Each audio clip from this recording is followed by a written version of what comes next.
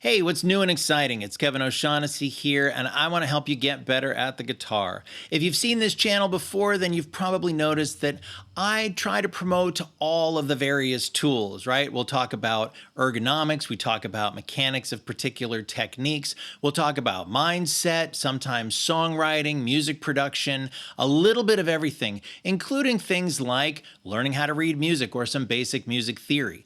I believe that anybody can learn how to play the guitar, they can learn how to make music, especially if they have all of the tools to choose from. I've noticed it over the years that sometimes the thing that some guitar teachers will tell you you don't need are exactly the things you do need in order to get yourself to the next level. And I want to make sure you've got all of those tools. So today I've got a songwriting workflow video for you, but before we get into that, I want to let you know that I've got a free PDF on how to sit with the guitar.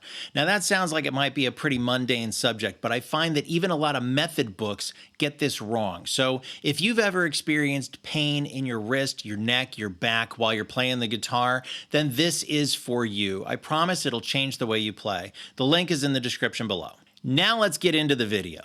So when I started music school in the early 90s, it was kind of a strange time for the music industry.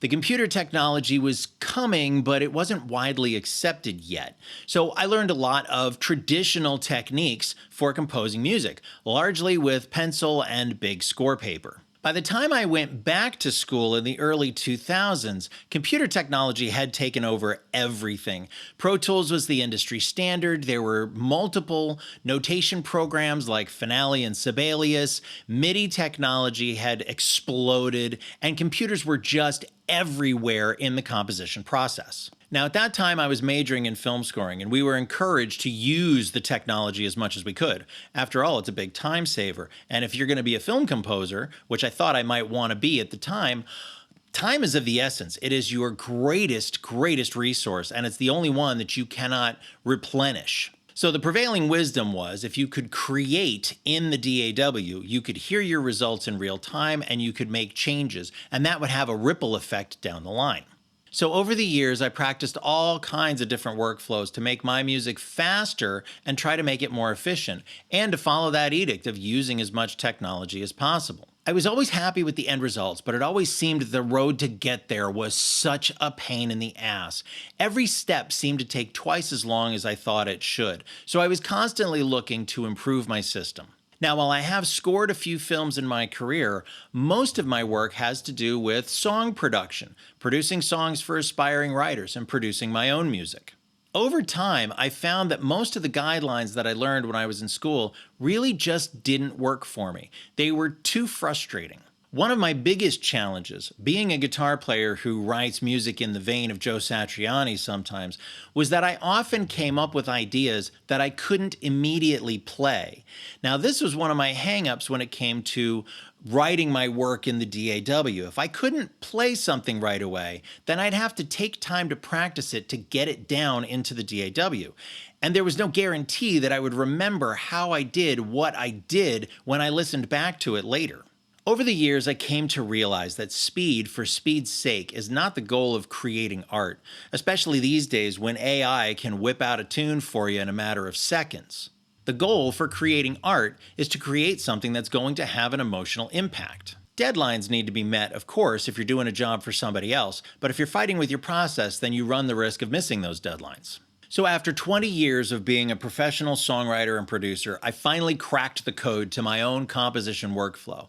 Now, it won't work for everybody, but I wanted to share it with those it might help. So I have a band right now, and I'm in the process of creating new music for them. So this tune is an unreleased song. As a matter of fact, it's an unrehearsed song at the time of this video called Catch Me If You Can. I started with this new process in mind, and I started specifically with this ensemble in mind, which has me on guitar and vocals, a second guitar player, bassist, and a drummer. My first step was to go back to basics and go back to pencil and paper. So to help me with this, I created a score template. This one features the instrumentation of this band, plus 4 extra staves for anything that I might want to add in the recording process, such as synth overdubs and sound effects.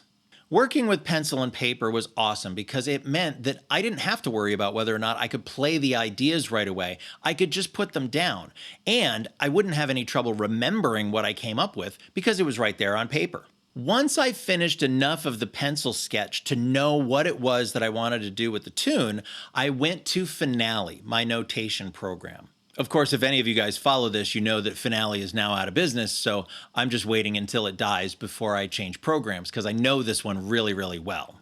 Transferring my pencil sketch into a notation program helped me out in a couple of ways. First, note entry was easy. Second, I could hear the arrangement. I could check for wrong notes and make sure the transitions worked. Third, it helped me move a little bit more quickly because at this stage, I couldn't get wrapped up in the sound of the guitars or the sound of the snare drum. I was just using the general MIDI sounds. I mean, check this out. This is super cheesy.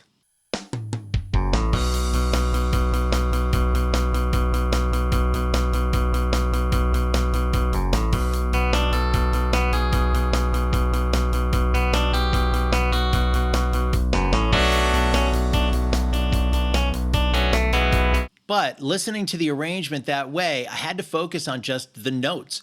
Does the arrangement work? And if I could get a really good feeling about the tune, listening to it through the general MIDI samples, then I knew I had something going on. Now, there are two more reasons why entering this into a notation program was helpful for me, one of which we're going to talk about in a minute. The next thing that I did was I was able to take this notation file and save it as a standard MIDI file, which I could import to my DAW, which is Digital Performer. So now everything that I had in the notation program, the two guitar parts, the bass, and the drums, are here in MIDI in Digital Performer. Now all I need to do is run the drum and the bass MIDI tracks into the appropriate sound modules, and my rhythm section is done. Now I'm at a point where I can make a demo for the band. The bass and drums are done because now they're running through better modules, and now I can take the time to practice those parts in the guitar that I was having trouble with when I wrote it down. Throw together a little mix and master, and it sounds a little bit like this.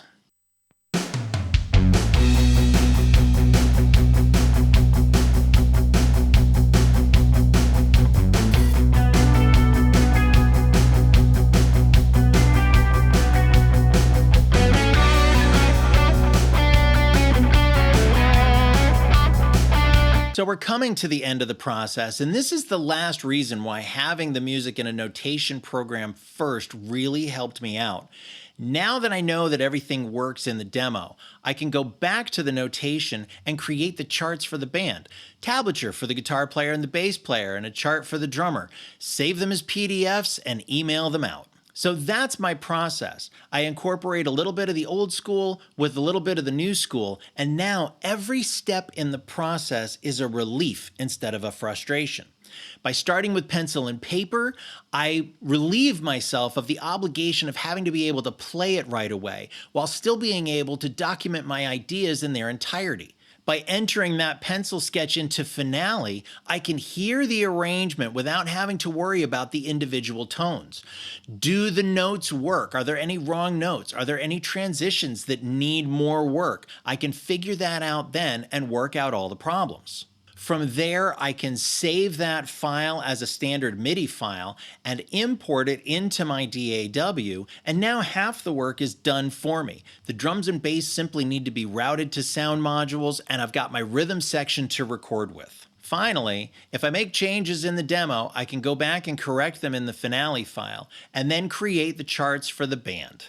So I hope that helps. Question of the day, if you're a songwriter, what is your process for creating the song? I'd love to hear your thoughts on this and your ideas. Remember to get your free guide on how to sit with the guitar. Again, especially if you're experiencing pain while you play, this will change all of that. And if you'd like to support the channel, liking and subscribing are always helpful. And if you want to take it a step further, you can pick up a copy of my album, Persistence of Vision. It's a hard rock record that features Joe Satriani-style instrumentals, story-driven songs, and a lot of great riffs. It's everything that I love about rock and roll. Now go practice, and I'll see you in the next video.